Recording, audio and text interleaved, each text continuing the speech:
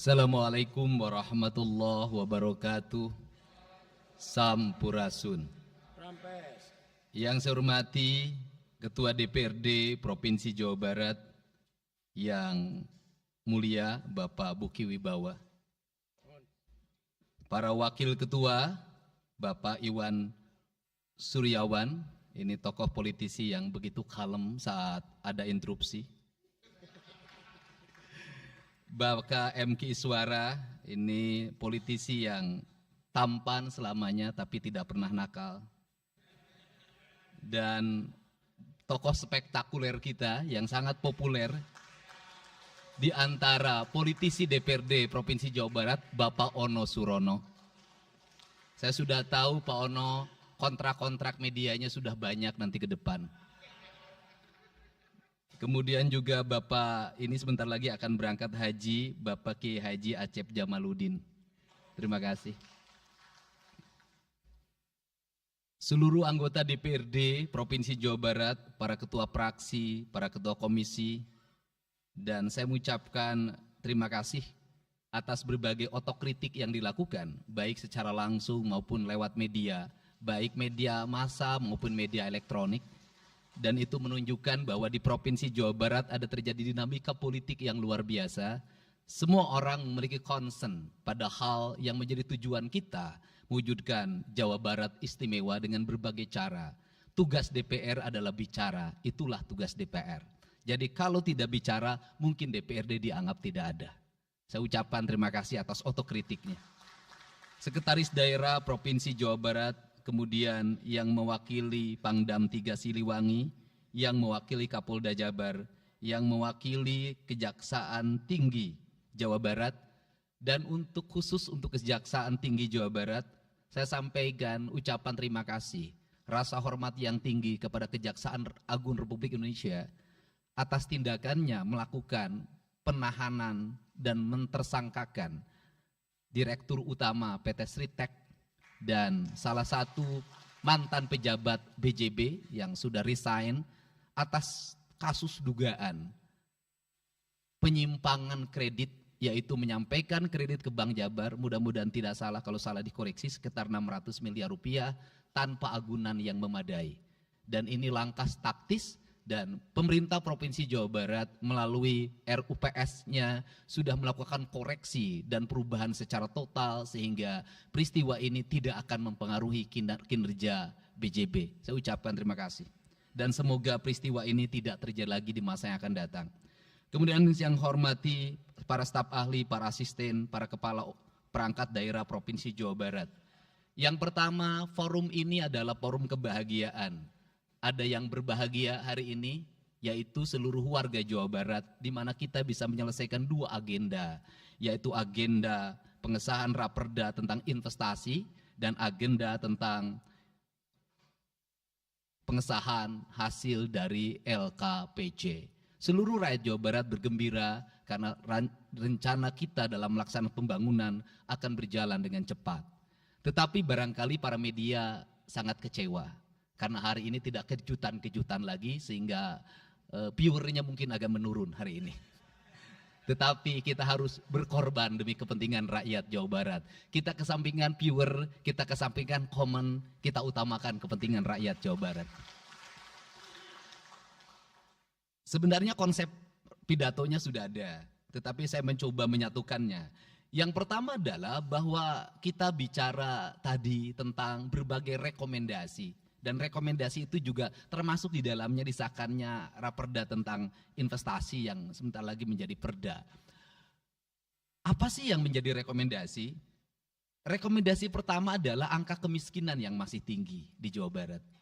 Tetapi saya usul pada Pak Ketua, ke depan kalau LKPJ sebaiknya para bupati wali kota diundang di seluruh Jawa Barat. Karena Jawa Barat itu pertanggungjawabannya bukan di OPD Jawa Barat, tetapi seluruh kinerja pembangunan itu ada di Pemkab dan Pemkot serta ada di pemerintah desa. Jawa Barat tidak memiliki rakyat yang terkelola secara langsung karena seluruh pengelolaannya ada di pemerintah kabupaten kota dan pemerintahan desa. Dan saya mohon nanti dipaparkan kemiskinan yang paling tinggi dalam perspektif BPS, dalam perspektif LKPJ dan analisisnya itu di kabupaten mana, bila perlu sampai di desa mana. Kemudian angka investasi tertinggi di kabupaten mana, angka investasi terendah di kabupaten mana, infrastruktur yang berproblem di kabupaten di mana, sehingga semuanya terpetakan dengan baik, sehingga nanti kita bisa mengorkestrasi antara pembangunan Provinsi Jawa Barat, pembangunan kabupaten kota, dan pembangunan desa secara bersama-sama dan berkeadilan. Kemudian yang kedua, bahwa investasi ini menjadi aspek yang utama dalam kinerja pembangunan Provinsi Jawa Barat hari ini. Kenapa? Karena satu, angka kemiskinan kita masih tinggi. Kemudian angka kemiskinan yang tinggi di Indonesia sebenarnya juga dipengaruhi oleh jumlah penduduk yang tinggi. Sehingga persentase kecil menurut Jawa Barat, tetapi menurut nasional menjadi besar. Keberhasilan Indonesia sangat tergantung terhadap kinerja pemerintah Provinsi Jawa Barat, pemerintah kabupaten kota, dan pemerintahan desa. Yang kedua adalah pendidikan. Yang ketiga adalah infrastruktur. Yang keempat, kesehatan. Yang kelima, pengendalian penduduk. Yang keenam adalah pengendalian lingkungan. Kemudian yang ketujuh adalah belanja pemerintah yang masih besar. Belanja tidak langsungnya, yaitu belanja untuk kepentingan pegawai. Yang kedelapan adalah pengelolaan aset. Seluruh rangkaian yang menjadi rekomendasi ini adalah tugas kami untuk meneruskan rekomendasinya. Tetapi yakinlah bahwa apa yang kami lakukan selama ini, langkah-langkah yang seringkali kontroversi, langkah-langkah yang seringkali dianggap one man show, langkah-langkah yang seringkali dianggap terlalu sendiri dan terlalu konten, sesungguhnya adalah langkah-langkah menyelesaikan ini semua. Saya memberikan contoh, kalau saya melakukan operasi terhadap penutupan galian C, penutupan areal-areal pelanggaran terhadap lingkungan, kalau saya mengkoordinasikan terlebih dahulu dengan jajaran saya, bisa jadi operasi saya gagal. Kenapa? Karena begitu rapat, besoknya penambangnya sudah tahu apa yang akan kami lakukan. Sehingga kejutan-kejutan itu dilakukan untuk memberikan efek kejut. Dari efek kejut itu melahirkan viral. Dari viral itu melahirkan atensi yang pada akhirnya hari ini Jawa Barat seluruh penambangan liar bisa diselesaikan secara hukum dan Kapolda memberi atensi yang sangat tinggi. Hari ini Jaksa Agung memberikan perintah kepada Kejaksaan Tinggi untuk melakukan proses pidana bagi siapapun yang melakukan pelanggaran lingkungan dan memberikan kerugian bagi kepentingan masyarakat. Yang kedua, saya sampaikan juga mengenai bagaimana melakukan penanganan terhadap berbagai problem lingkungan yang terjadi. Nilai tukar petani yang menurun, kemudian musibah bencana alam yang tidak berhenti. Perlu kami sampaikan bahwa Gubernur Jawa Barat sudah mengeluarkan peraturan gubernur yang melarang alih fungsi lahan, yaitu larangan alih fungsi hutan, larangan alih fungsi areal perkebunan, larangan alih fungsi sumber-sumber pengairan, larangan air fungsi daerah airan sungai, dan larangan alih fungsi pesawahan. Yang itu harus segera ditindaklanjuti oleh kabupaten kota dengan melakukan evaluasi tata ruang secara menyeluruh. Karena inilah jalan yang terbaik apabila kita ingin melakukan perubahan lingkungan di Jawa Barat. Kemudian, masih bicara kemiskinan hubungannya dengan pendidikan. Saya sampaikan bahwa problem kita saat ini, saat pemerintah menggratiskan sekolah sampai SMA, swasta masih bayar. Maka gratis itu tidak punya makna. Saya tadi di jalan itu bertemu dengan orangnya menangis di depan saya karena seragamnya tidak bisa terbayar. Saya katakan harga seragam berapa? 1,5 juta. Saya balik, jajan anak ibu berapa? Sehari 20.000. Apa sih yang terjadi? Yang harus diperbaiki bukan hanya pemerintah, tapi juga masyarakat harus diperbaiki. Apa yang harus diperbaiki? Ke sekolahnya harus selalu gratis, tapi biaya konsumsi anaknya selalu diikuti. Apa artinya gratis? kalau bekal ke sekolah 50.000 per hari. Negara mengeluarkan biaya, tapi orang tua mengeluarkan biaya. Maka kami sudah mengeluarkan surat edaran. Yang surat edaran itu sesungguhnya sebagai upaya sistematik dan menyeluruh sampai tingkat pendidikan dasar, walaupun itu bukan kewenangan gubernur. Tetapi dari sisi surat edaran gubernur bisa dijadikan landasan bagi para bupati dan wali kota membuat surat edaran yang sama. Apa sesungguhnya yang menjadi alam pikiran saya? Alam pikiran saya, kemiskinan terjadi bukan hanya pada persoalan menurunnya pendapatan, tetapi kemiskinan terjadi yang paling besar adalah karena meningkatnya biaya hidup. Biaya hidup yang tinggi misalnya di sekolah, biaya studi tour, biaya perpisahan, biaya outing kelas, dan berbagai biaya wisudaan, itu adalah biaya yang tinggi dalam pendidikan. Untuk itu apa yang dilakukan oleh orang tua ketika membelanjakan untuk kepentingan itu? Mereka pinjam bank emok, mereka pinjam bank keliling, mereka pinjam pinjol, mereka pinjam NBK, dan mereka pinjam bank Pancasila. Menghentikan ini sesungguhnya, saya lagi menghentikan mereka tradisi meminjam uang dalam keadaan terdesak pada para rentenir. Dan ini strategi untuk menurunkan kemiskinan. Kemudian yang berikutnya adalah perhatian ketika rakyat sakit. Maka pemerintah harus cepat hadir menangani. Kenapa? Karena orang bisa jatuh miskin ke dalam jurang yang lebih dalam. Manakala dia sakit tidak ada yang mengobati, BPJS-nya tidak mampu mengcover, biaya untuk ngontrak selama dirawat di Hasan Sadikin tidak punya, biaya untuk makan untuk keseharian tidak ada, sedangkan tulang punggungnya berhenti karena sakit. Ini juga menyebabkan kemiskinan. Kemudian yang berikutnya, kemiskinan terjadi karena rusaknya sumber daya alam, air yang hilang, sumber penghidupan yang hilang, sumber energi yang hilang, sumber protein yang hilang, sumber kalori yang hilang di lingkungan berupa kerusakan lingkungan, itu akan melahirkan kemiskinan. Maka alam yang tertata sesungguhnya adalah bagian dari upaya untuk menjaga kemiskinan. Kemudian yang berikutnya adalah belanja infrastruktur yang harus meningkat, dan itu di belanja sekarang kita sudah melihat. Itu adalah bagian dari menyelesaikan problem kemiskinan.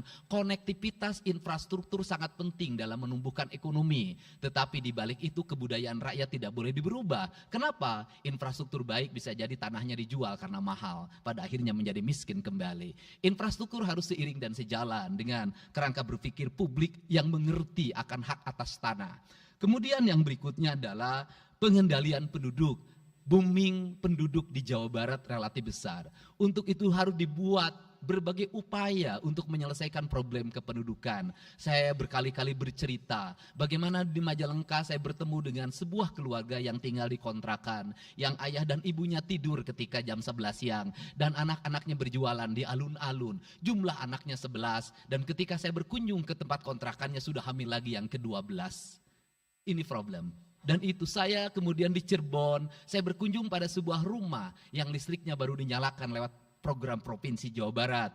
Rumahnya itu ternyata anaknya sudah 4. Padahal dia baru saja menyelesaikan rumah dari pinjaman senilai 25 juta. Dan itu pun belum selesai dan rumahnya 1 kamar. Ketika keluar dari rumah itu saya bertemu dengan seorang bapak yang meminta kepada saya untuk ber-KB, anaknya sudah 7. Dia tak mau lagi untuk anak yang ke-8. Saya katakan bahwa jumlah anak sangat identik dengan problem kemiskinan. Betul, kemiskinan tidak akan bisa diselesaikan dengan hanya mengatur kelahiran, tetapi setidaknya pengaturan kelahiran adalah bagian dari untuk menekan angka kemiskinan. Dan yang terakhir adalah dari seluruh rangkaian ini adalah belanja pemerintah harus menjadi stimulus bagi kepentingan masyarakat. Maka jumlah-jumlah proyek harus terus segera digulirkan, digelontorkan menjadi kegiatan publik sehingga banyak orang yang kuli, banyak orang yang nyapu, banyak toko-toko yang buka, semen terjual, besi terbeli, dan kemudian regulasi ekonomi berjalan. Warung-warung bisa menjadi tempat para kuli siang hari makan siang. Dan ini adalah bagian dari strategi stimulus ekonomi yang digulirkan oleh pemerintah itu memiliki sumbangsi terhadap 12% pertumbuhan.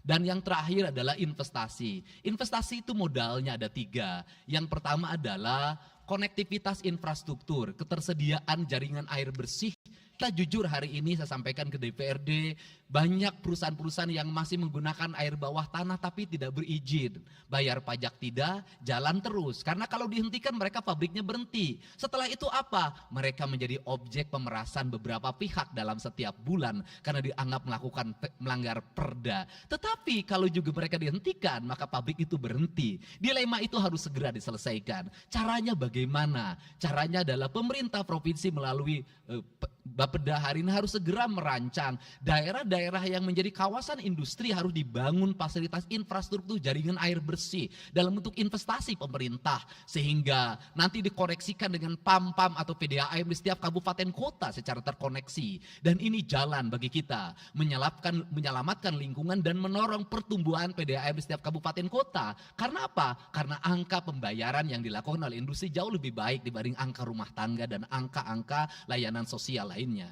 Itu yang pertama. Yang kedua adalah tumbuhnya iklim investasi di mana masyarakat merasa nyaman. Investor merasa nyaman ketika perizinannya cepat. Saya memberitahukan ya bahwa di Indramayu ada pabrik sepatu yang selama 2 tahun tidak mau buka hanya karena perizinan lingkungan hidupnya belum kelar. Saya ngambil langkah pasang badan, lakukan pembangunan karena itu menyerap 8.000 tenaga kerja. Kemudian di Cirebon juga seperti itu, banyak perizinan yang menggantung bertahun-tahun. Hari ini saya janjikan dalam 1 bulan ini seluruh perizinan di Jawa Barat tuntas dan selesai. Dan saya meminta kepala BPM TSP menjadi VR pemerintah Provinsi Jawa Barat untuk senantiasa tiap hari melihat data dan dokumen di setiap kabupaten kota. Mana yang terlambat, mana yang mengalami hambatan.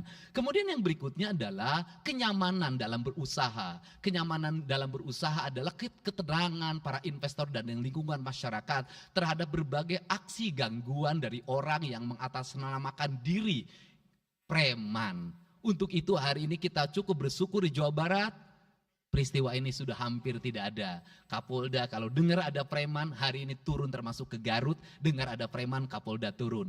Ini semua stakeholder sudah bergerak dengan baik, layanan investasi sudah berjalan dengan baik. Tinggal satu lagi hambatan investasi adalah masyarakat menaikkan harga tanahnya luar biasa. Kasus BYD, kenapa mengalami hambatan sekitar 20 hektar masih belum terbebaskan? Karena rakyatnya hari ini meminta 3 juta rupiah per meter. Padahal di situ dulu 150.000, itu pun jarang yang beli. Ini problem kita. Apa peran gubernur saya sampaikan? Peran gubernur bukan hanya mendorong bagaimana investasi berjalan melalui mekanisme administratif. Saya sampai turun untuk mijitin orang yang jual agar mau jual. Dan sudah ada beberapa yang berhasil saya rayu, saya dekati dengan harga. Itu pun tidak terlalu rendah, harganya 1,1 juta. Itu sudah paling murah. Ini yang terjadi di Jawa Barat hari ini. Tidak mudah mengelola sebuah wilayah yang begitu luas, tidak mudah mengelola sebuah daerah yang kabupaten kotanya sudah otonom, diperlukan pendekatan-pendekatan seorang ayah pada anak-anaknya. Sehingga hari ini saya di Provinsi Jawa Barat, saya tidak memposisikan gubernur, saya kadang memposisikan menjadi ketua RT, saya kadang memposisikan menjadi ketua RW, saya kadang memposisikan menjadi kepala desa. Kenapa? Karena warga ini perlu disentuh dengan pendekatan emosional yang kebapaan, bukan pendekatan struktural. Untuk itu saya yakin bahwa forum ini adalah forum kebahagiaan bagi kita semua. Kita sudah bisa menyelesaikan 2 agenda besar. Semoga ini menjadi kado terindah bagi masyarakat Jawa Barat. Insya Allah kami akan menjalankan pemerintahan dengan baik. Apa yang kami susun, apa yang kami rancang, dan apa yang kami kerjakan adalah semuanya kami dedikasikan untuk kepentingan masyarakat Jawa Barat. Yang terakhir kami sampaikan juga bahwa kami kemarin sudah melapas 273 anak-anak yang mengikuti pendidikan di Dodi Krindam 3 Siliwangi. Hasilnya bisa dilihat secara terbuka di berbagai tayangan. Air mata tidak akan bisa membohongi kejujuran rakyat dan anak-anak itu. Dan saya sampaikan, hari ini ada 13 orang anak yang tinggal di rumah dinas gubernur. Pada saat yang lain orang tuanya datang menjemputnya, dia menangis. tak ada satupun orang tuanya yang datang. Seorang menjadi anak yang terbuang. Dan akhirnya saya memutuskan mereka untuk sekolah di Bandung dan tinggal bersama Gubernur Jawa Barat. Ini cara kita menyelesaikan. Saya ucapkan terima kasih pada semuanya, semoga kebahagiaan menyertai kita semua. Dan saya yakin setelah kegiatan ini kita akan walk out secara bersama-sama. Wallahu muwaffiq ila aqwamit thoriq. Assalamualaikum warahmatullahi wabarakatuh. Sampurasun. Sekali merdeka tetap walk out secara bersama-sama.